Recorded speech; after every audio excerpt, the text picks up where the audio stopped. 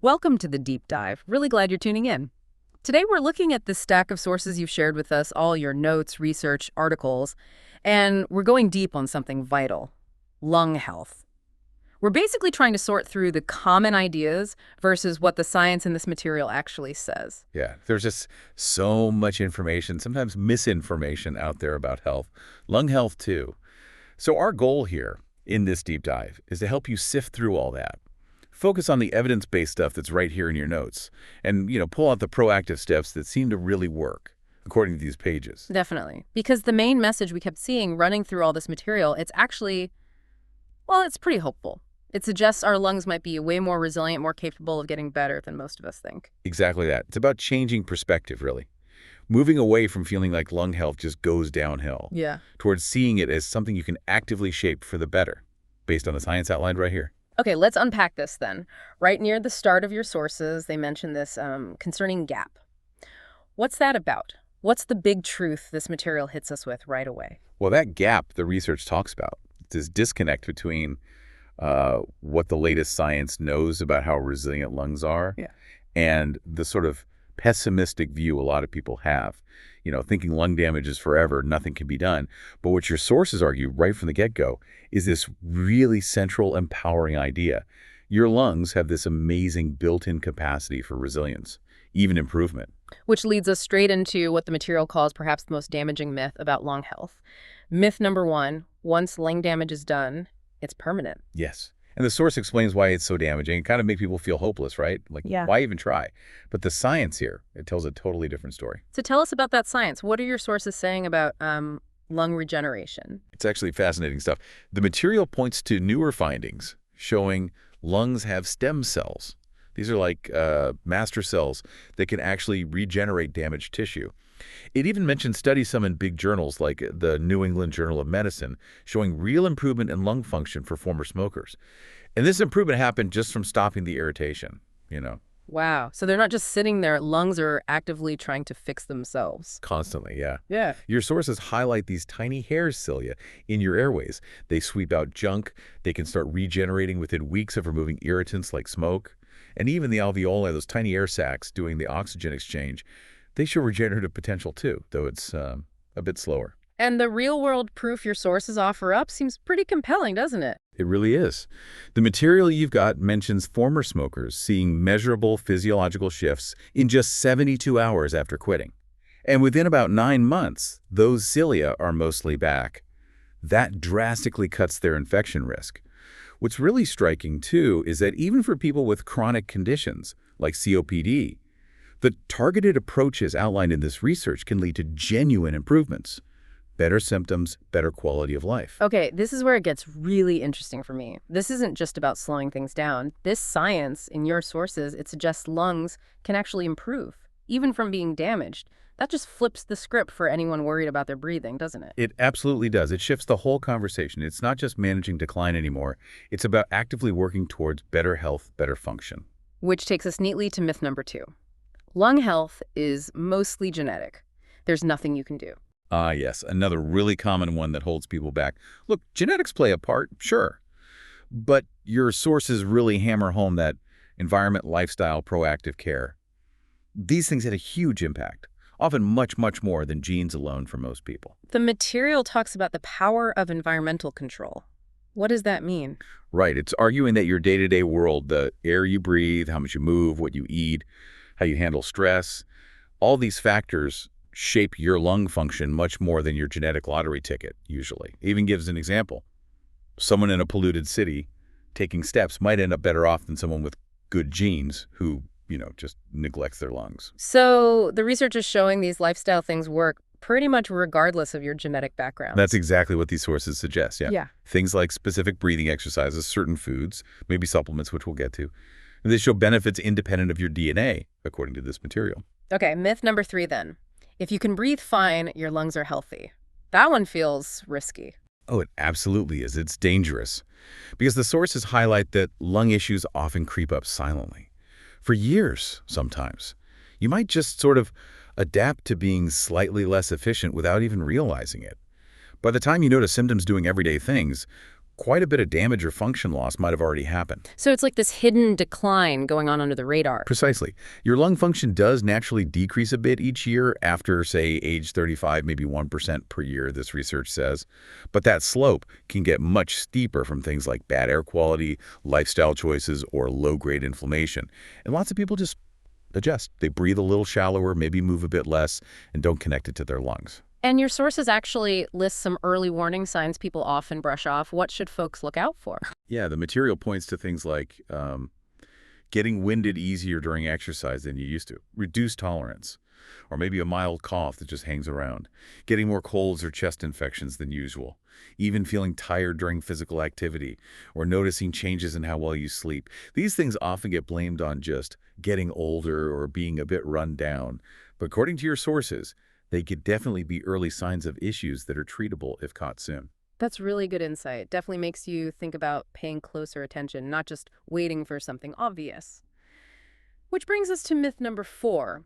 Lung exercises don't really work. Your sources seem pretty strong on this one, mentioning overwhelming evidence. They are, yeah. And it's frustrating because these techniques can be so helpful but are often dismissed. The material talks about pulmonary rehabilitation programs.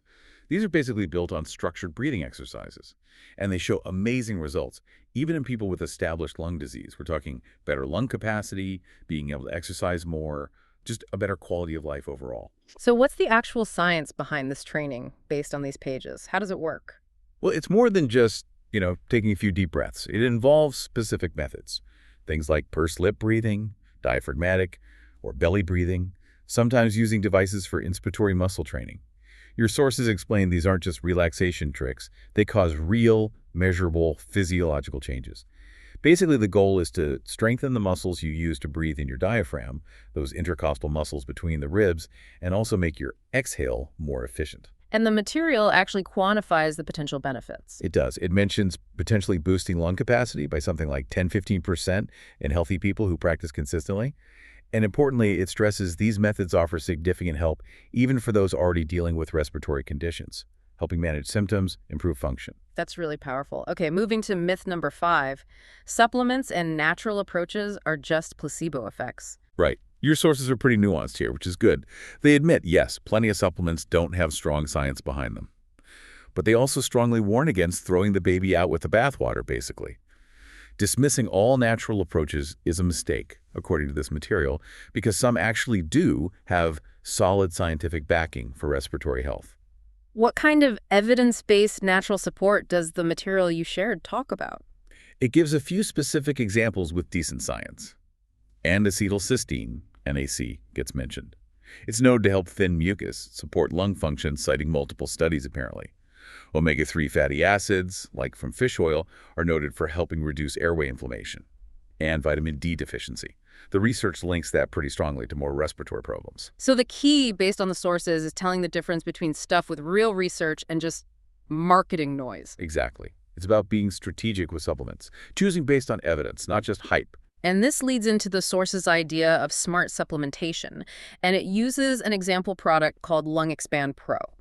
What does your source say makes that example representative of this smarter approach? So the material uses this example to illustrate what a science-backed supplement might look like. It points out that this example focuses on supporting multiple pathways in the lungs, at once kind of a synergistic effect, not just targeting one thing. It also notes that this example includes key ingredients like NAC, antioxidants, anti-inflammatories, at dosages that actually match amounts used in successful clinical trials mentioned in the research. That's a key point. And your sources are clear this kind of supplementation is meant as part of a bigger picture, right? Not just a magic pill. Absolutely, 100%. It's positioned as a potential tool, maybe a helpful one, but only when you combine it with the basics. Exercise, watching your environment, good nutrition, lifestyle choices. It's support, not a replacement. Okay, great. We've tackled those myths pretty thoroughly. Let's switch gears now to the positive side. What does work for proactive lung support, according to this work you shared? Right. So your sources really lay out this multi-pronged strategy. It's not just one thing. The foundation, they argue, is environmental awareness. Really paying attention. That means actively managing your surroundings, thinking about air quality, indoors and out, maybe using air purifiers, avoiding things that irritate your lungs, smoke, harsh chemicals, strong scents, and trying to make your home, your workspace, more lung-friendly. Natural cleaners, good ventilation, that kind of thing. And nutrition seems to play a bigger role than maybe people realize. Oh, definitely. It's crucial. The sources list specific food types that actively help lung tissue. Things rich in antioxidants, think colorful berries, dark leafy greens, bright veggies. They fight off oxidative stress in the lung cells. Then there are anti-inflammatory foods like fatty fish, nuts, olive oil. They help calm down airway inflammation. And even just simple hydration. Drinking enough water keeps mucus thin, easier to clear out. Yeah. Makes sense, right? Total sense. And the exercise connection, obviously, that's key. Non-negotiable, really. Cardio exercise, even moderate stuff like a brisk walk, is highlighted as incredibly good for your lungs. Over time, it actually increases your lung capacity. It makes your body better at using oxygen, and it strengthens those breathing muscles we talked about earlier. And the material loops back to stress management and sleep, too. Yes, it connects them directly. Chronic stress, not enough good sleep, they drag down your respiratory system. Stress can fuel inflammation system-wide, airways included. Poor sleep messes with your body's repair cycles, including for lung tissue. So the sources recommend things like meditation or yoga for stress, and really making quality sleep a priority. Essential parts of the plan. And then strategic supplementation, as we talked about, fits in as an extra layer of support, potentially. Your sources even give a kind of structure for putting together your own proactive plan. Yeah, they offer a pretty practical framework broken down by how often you might do things. Daily habits could be like 5 minutes of breathing exercises, getting some antioxidant foods in, a daily walk or cardio, a quick stress check-in, maybe glancing at the air quality forecast, then weekly maintenance.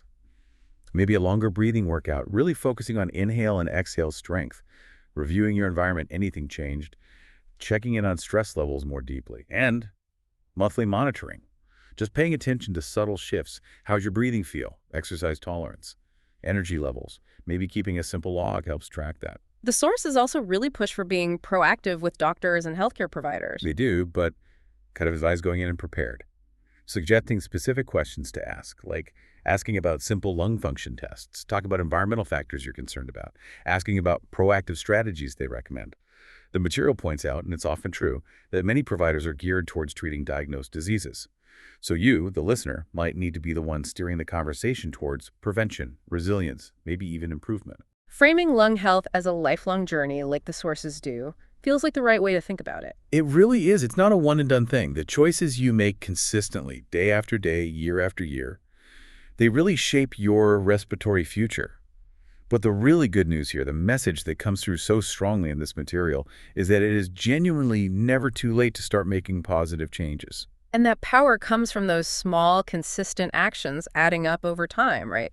The breathing exercises, cleaning up your environment, eating well, maybe that strategic support, all working synergistically. Precisely. It's about building those sustainable habits, honoring the fact that your lungs are resilient and responsive.